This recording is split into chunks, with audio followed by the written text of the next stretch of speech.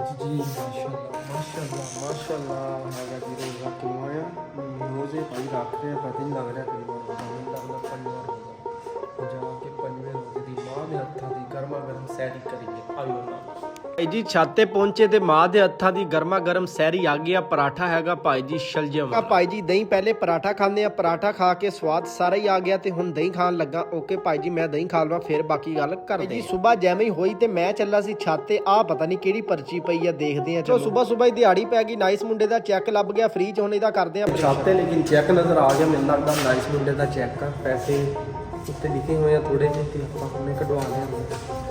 ਉਹਨੂੰ ਆਪਾਂ ਦੱਸਣਾ ਹੀ ਨਹੀਂ ਉਦੋਂ ਹੀ ਪਤਾ ਲੱਗੇ ਉਹਨੂੰ ਮੰਗਣਾ ਪਤਾ ਨਹੀਂ ਕਿੱਥੇ ਗਏ ਉਹਨੂੰ ਬਾਅਦੋਂ ਦੱਸ ਦਾਂਗੇ ਸਮਝਿਆ ਕਰੋ ਮੈਨੂੰ ਪੈਸੇ ਦੀ ਜ਼ਰਾ ਜ਼ਰੂਰਤ ਆ।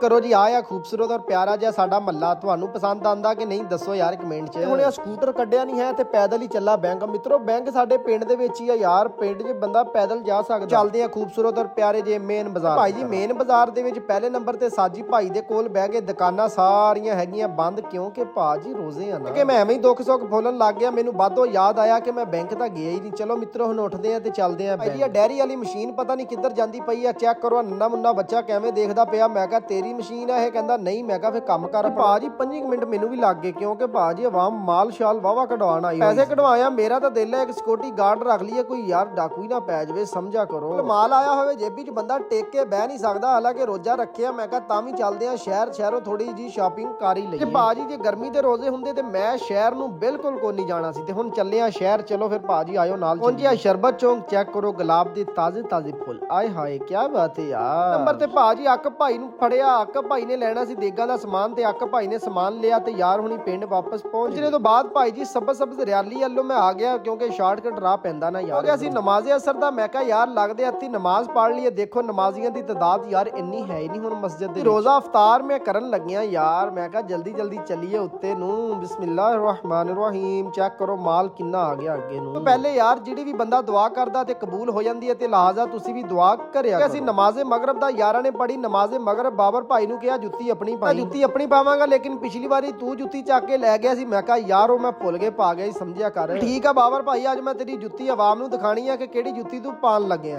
ਲਓ ਜੀ ਕਾਮੀ ਭਾਈ ਵੀ ਕਹਿ ਰਹੇ ਆ ਤੂੰ ਤਾਂ ਚੁੱਪ ਹੋ। ਜੁੱਤੀ ਭਾਈ ਦੀ ਬਾਬਰ ਆਪਣੀ ਸਮਝਦੇ ਆ ਜਿਵੇਂ ਅਸੀਂ ਇੱਥੇ ਜੁੱਤੀ ਚੱਕਣ ਆਉਂਦੇ ਆ ਜੀ। ਆ ਨਵੀਂ ਜੁੱਤੀ ਪਾ ਕੇ ਦੀ ਜੁੱਤੀ ਹੋਈ ਮੈਂ ਕੱਲ ਦੇਖੀ ਜੁੱਤੀ ਲੱਭਣੀ ਆਈ ਸੀ। ਇਹਨੇ ਜੁੱਤੀ ਨਵੀਂ ਪਾ ਲਈ ਬਾਬਰ ਨੇ। ਬਾਬਰ ਕੀ ਕਹਿ ਰਹੇ ਚਲੋ ਕੋਈ ਨਹੀਂ ਮਸਲਾ ਖਿਆਲ ਆ ਜੇ ਕਿਸੇ ਦੀ ਹੋਈ ਵਾਪਸ ਲੈ ਜਾਵਾਂਗੇ। ਭਾਈ ਮੈਂ ਦੇਖ ਕੈਮਰੇ 'ਚ ਫੋਕਸ ਕਰ ਲਈ। ਲਾਣ ਇਹਨਾਂ ਨੂੰ ਦੱਸ ਦੀ ਕਿ ਬਾਬਰ ਹੀ ਪਾ ਗਿਆ ਠੀਕ। ਤੂੰ ਤਾਂ ਪਾਈ ਹੋਈ ਆ ਜੁੱਤੀ ਭਾਈ। ਤੂੰ ਸੈਂਡਲ ਕਿਹਦੇ ਚੱਕੇ ਆ? ਸੈਂਡਲ ਕਿਹਦੇ ਚੱਕੇ ਆ ਤੂੰ? ਪਿਆਰਾ ਜਿਹਾ ਵਲੌਗ ਤੁਸੀਂ ਕਮੈਂਟ 'ਚ ਦੱਸਣਾ ਕਿਹਦਾ ਲੱਗਿਆ। ਓਕੇ ਭਾਜੀ ਆਪਣਾ ਖਿਆਲ ਰੱਖਿਓ। ਨਮਾਜ਼ ਕਾਇਮ ਕਰਿਓ। ਪਾਕਿਸਤਾਨ ਜ਼ਿੰਦਾਬਾਦ।